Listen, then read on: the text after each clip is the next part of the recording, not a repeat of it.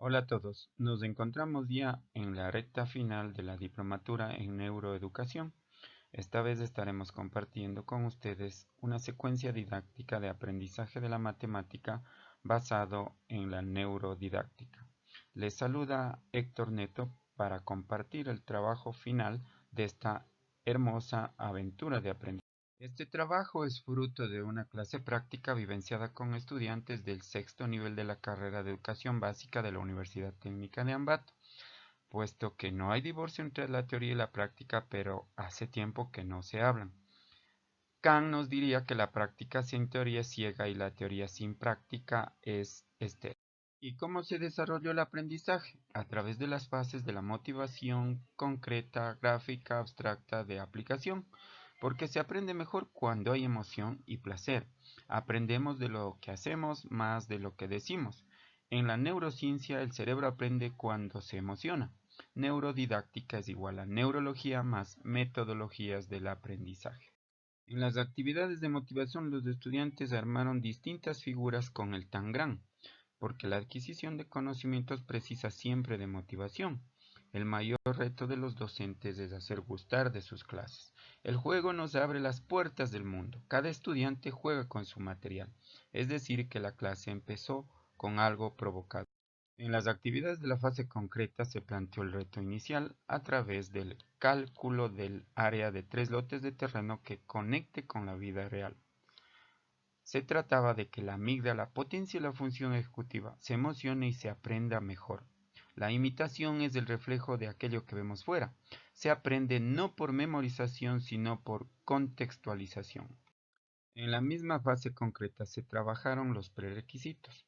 Los estudiantes calcularon el área de los lotes de terreno de forma rectangular y triangular conocidas en clases anteriores.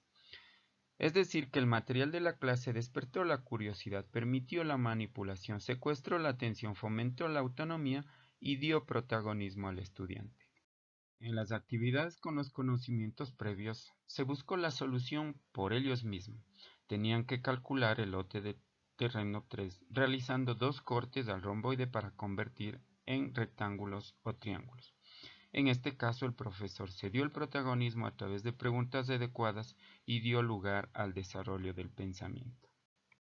En las actividades de la fase gráfica se expuso las ideas desarrolladas por los propios estudiantes.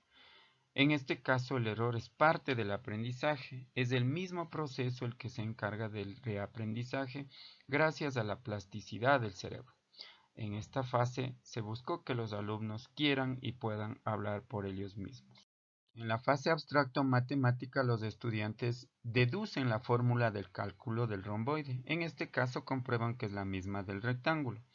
Tener al alumno sentado por horas no tiene sentido desde el punto de vista del aprendizaje. El profesor inspira y transmite entusiasmo.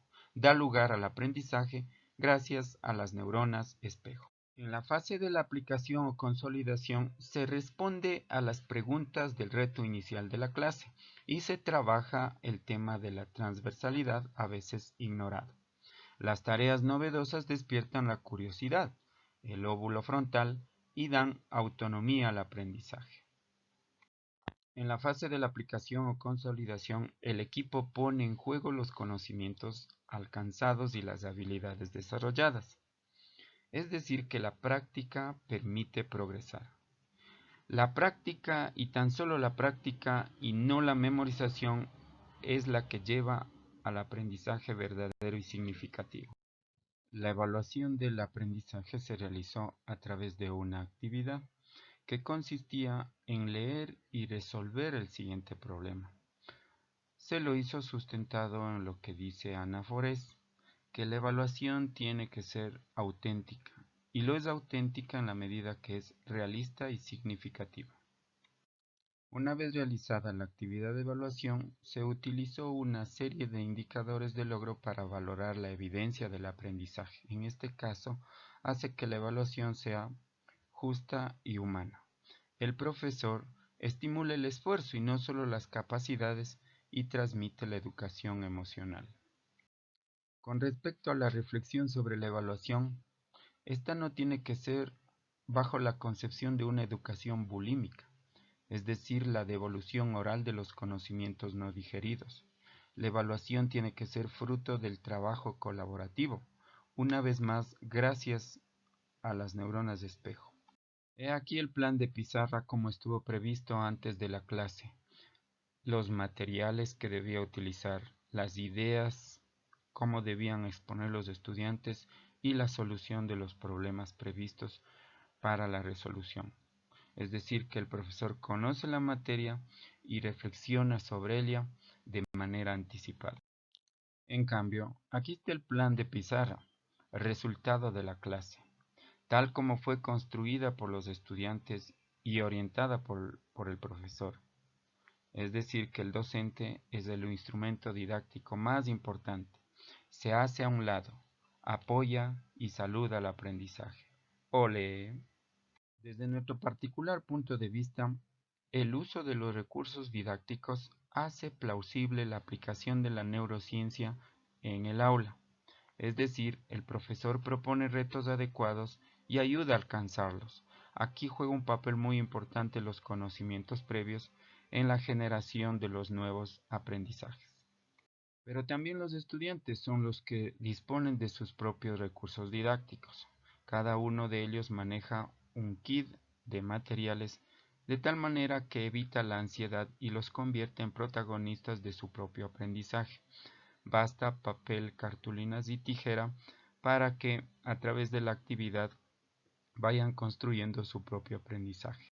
En este espacio hemos destinado para enlistar las referencias bibliográficas que sirvieron de fuente para la construcción y aplicación de una clase práctica con los estudiantes de la carrera de educación básica en la asignatura de planificación curricular, es decir, que vivan la experiencia de cómo deberían replicar las clases con los niños del sexto grado. Queremos dejar también constancia de nuestro profundo agradecimiento a JICA, Agencia de Cooperación Internacional de Japón, a la Universidad Técnica de Ambato de Ecuador, Universidad Nacional Villa María de Argentina, al equipo de docentes Aula Virtual, a los estudiantes del sexto nivel de la carrera de Educación Básica y a la licenciada Rie Ohara, voluntaria japonesa, por haber permitido la construcción de esta secuencia didáctica. Esto fue entonces el trabajo final de la neuroeducación aplicada en el aula a través de una secuencia didáctica de aprendizaje de la matemática. Muchas gracias por la gentil atención o como se dijera en japonés, arigato.